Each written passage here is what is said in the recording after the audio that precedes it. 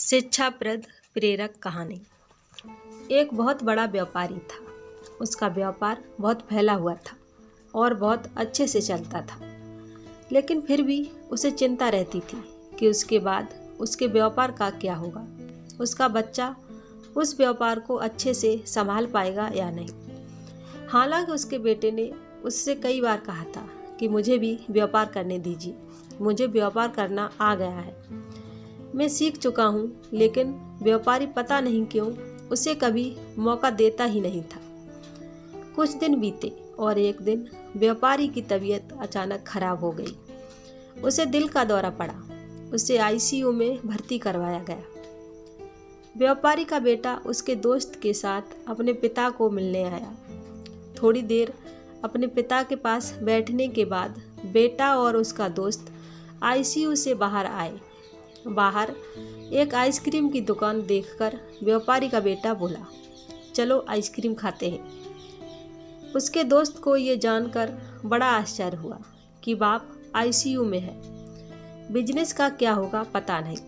और उसका दोस्त ऐसी सिचुएशन में भी इतना बेफिक्र कैसे रह सकता है। वो दोनों दुकान पर गए और आइसक्रीम लेकर खाने लगे। दोस्त से रहा नहीं गया तो उसने अपने दोस्त से उसके मन में क्या चल रहा था सब कुछ बताया।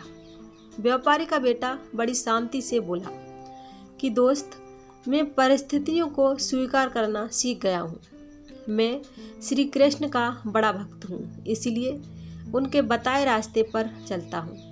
पहला रास्ता ही कर्म करो और फल के बारे में मत सोचो। दूसरा, मैं तुम्हें एक कहानी बताता हूँ जिसे सुनने के बाद तुम्हें सब समझ में आ जाएगा। रुक्मिणी जी, जो कि श्री कृष्ण की पत्नी थी, जब उन्होंने अपने पहले बेटे को जन्म दिया था, जन्म के कुछ ही दिनों बाद उसका अपहरण हो गया। रुक्मिणी जी अपने बेटे के गम में बहुत दुखी रहने लगी, रोने लगी। तब श्री कृष्ण जी ने उन्हें समझाया कि हमारा बेटा सकुशल है जहाँ भी है, इसीलिए तुम उसकी चिंता करना छोड़ दो, खुश रहो और स्वस्थ रहो। यह स्वयं भगवान श्री कृष्ण ने कहा था। फिर भी रुक्मिणी जी ने अपने बेटे की चिंता नहीं छोड़ी। पर आखिरकार 18 साल बाद उनका बेटा घर वापस लौट आया। उसने विवाह करके लौटाया था और यह समस्या थी। उसने अपने से 20 साल की बड़ी औरत से शादी की थी। रुक्मिणी जी को इस बात की खुशी थी कि उनका बेटा वापस आ गया, लेकिन इस बात से वो फिर से दुखी हो गई कि उनके बेटे ने अपने से बड़ी उम्र की औरत से शादी क्यों की।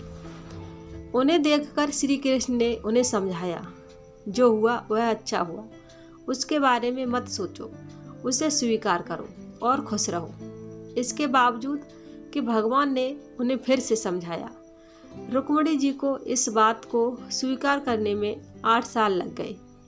इस तरह से रुक्मिणी जी ने अपने जीवन के 26 साल दुख में बिताए, सिर्फ इसीलिए क्योंकि वह किसी को स्वीकार नहीं कर पाई।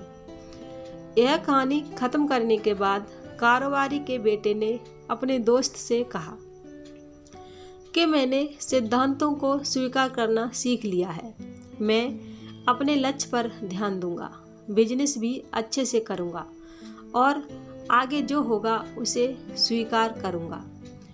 उम्मीद करती हूँ आपको मेरी यह कहानी पसंद आई होगी। अगर कहानी पसंद आई हो तो हमें कमेंट में ज़रूर बताएं। वीडियो को लाइक करें, शेयर करें और हमारे चैनल को सब्सक्राइब करें।